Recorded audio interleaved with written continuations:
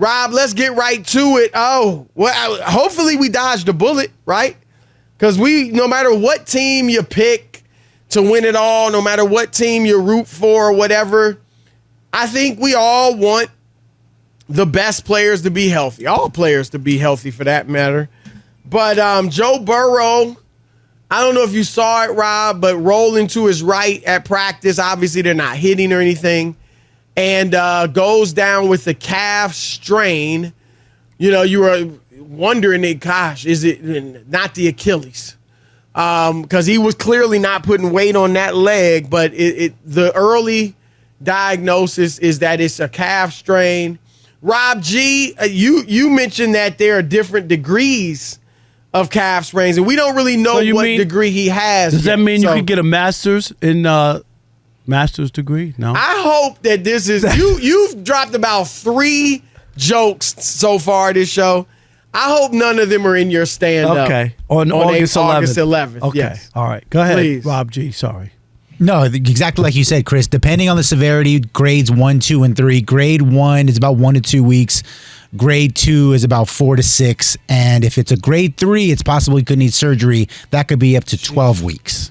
And they don't know. You have any idea when we might know? As of yet, as of 7:06 p.m. Eastern, no definite confirmation on which grade he has. Usually they always give you the lowest, when they first tell you. Initially, and then, right. Right. Oh, yeah, no, it's okay. It'll be, and then he's going to be out for 12 weeks. Yeah, that's definitely, whenever you hear that, this is football season, and in camp, so many people. Jalen Ramsey already, was he need surgery? I mean, like, he just got there. And he needs surgery. I heard Steve DeSega. I don't know. Is he out for the year? Is that or he's going to be out? No, not the year, Steve. 8 weeks, 6 to 8 weeks. Okay, but you know what I mean. Like, and then you got to recover the whole thing. It's just a damper, right? Big deal.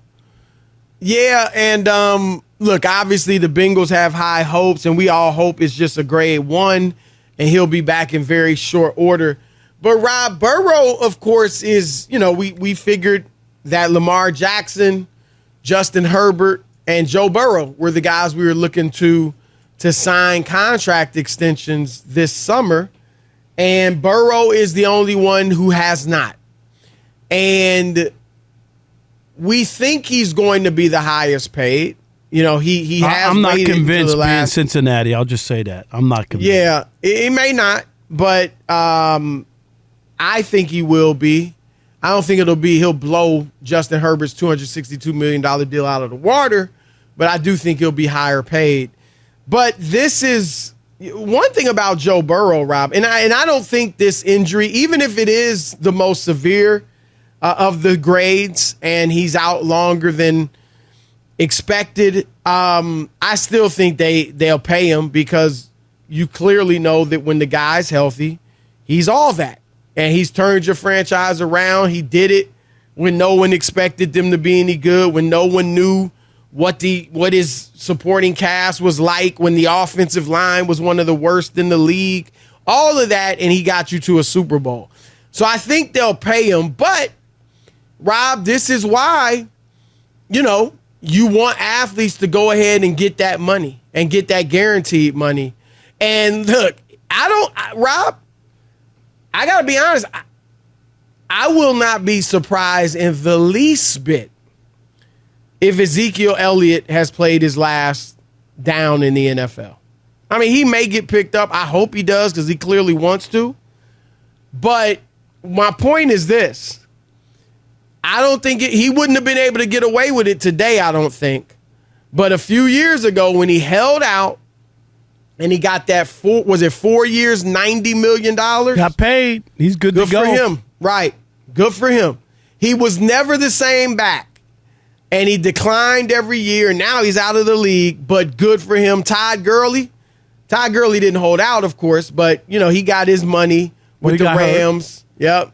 And so that's why you want these guys to get their money, Rob. And again, I think Burrow will be fine as far as money. Yeah, I think Joe Burrow, the thing that I don't understand, if I'm Joe Burrow and his people, I set the market. I'm the one who went to the Super Bowl. I'm the one who beat Patrick Mahomes 2 or 3 times. I'm the one who, who turned the whole franchise around when I showed up. You know what I mean? And I'm not saying he should have maybe gone first, yes, or not worried about the other guys? not worry about the other guys. You set the market. You're the guy, Chris.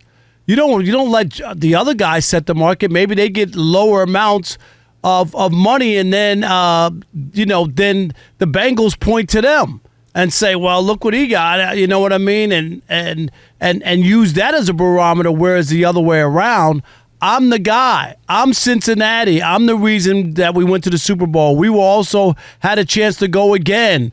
And all the other stuff that's turned around since I became the quarterback.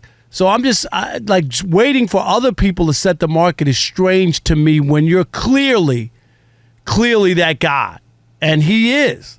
Well, here's where I disagree with you.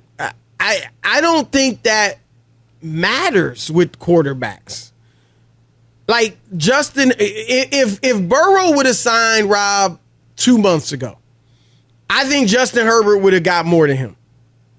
I'm not convinced of that, but I wouldn't care. But that's how it's worked. You got to admit that Stafford, no, it's not Garoppolo, Derek Carr. I'm not saying it's automatic, but if the quarterback pushes for it, he gets it. Jimmy Garoppolo was the highest paid player in the league. Derek Carr was the highest paid player in the league. Matthew Stafford was the highest paid player in the league. Yeah, but there were guys who came not after that. Not because they were close to the best. Right. That's my point. So, if Joe Burrow had signed 2 months ago, if Justin Herbert wanted more, he probably would have been able to get more. No, but the other teams the Chargers could say, Burrow's been to a Super Bowl. You haven't even won a playoff game. No, I'm saying, and use that. What team has said that? And use that. Well, they don't do it publicly, but they could use that. But what's the evidence? What's the one guy? Now, I'll give you the one evidence I will give you is that no one's capitalized on Deshaun Watson's contract. Well, but obviously, right, and no one's done that. But that was the precedent. That's what I'm saying. He set the market. He didn't worry about anybody else, and he was in a situation where he was able to squeeze Cleveland. Yeah, it but was a little unique with Cleveland. But he still was able to set the market and do something that nobody else. Joe Burrow, he didn't even set the market. He just blew out the market thing. Right. And that's what I always said. Like Joe Burrow could do it. Not everybody, Chris. Patrick Mahomes could have done it. You know what I mean? Like those guys with a little cachet. And granted, Joe Burrow hasn't won a Super Bowl, but he got a team there when nobody thought that they were going to the Super Bowl. I mean, that was an incredible. They went from 4 wins to the Super Bowl. To a Super Bowl the next year. So I said that about Patrick. Like there are guys who can do that, and I think. That's what you need to do if you're in that situation. That's all. And then, he could still do it if he wanted, but I don't think I still don't think he would have necessarily been the highest paid guy. I think somebody and I also think you're crazy to go out there without a contract. Like we saw that happen in Dallas, right? With Zeke. Dak. And he wound up getting hurt, Chris. It worked out for him, right. But that was crazy. A lot of people thought he was crazy to play that year without a contract, and he wound up getting hurt. All right, it is the Odd Couple. Chris Broussard, Rob Parker. Quickly, Rob, before we have to say this. Let's say he's only out, a few weeks. Last year, of course, remember he had the appendectomy. So he was out during training camp. The year before that, he was recovering from the knee surgeries. Look, I think as long as he's, if he's only out briefly, I think they'll be fine. I still think they'll be a contender. Last year, they started slowly, but obviously got rolling as the season went on. Do you think, if this is just a grade A sprain and he's only out for a few weeks, you think this derails them at all or not?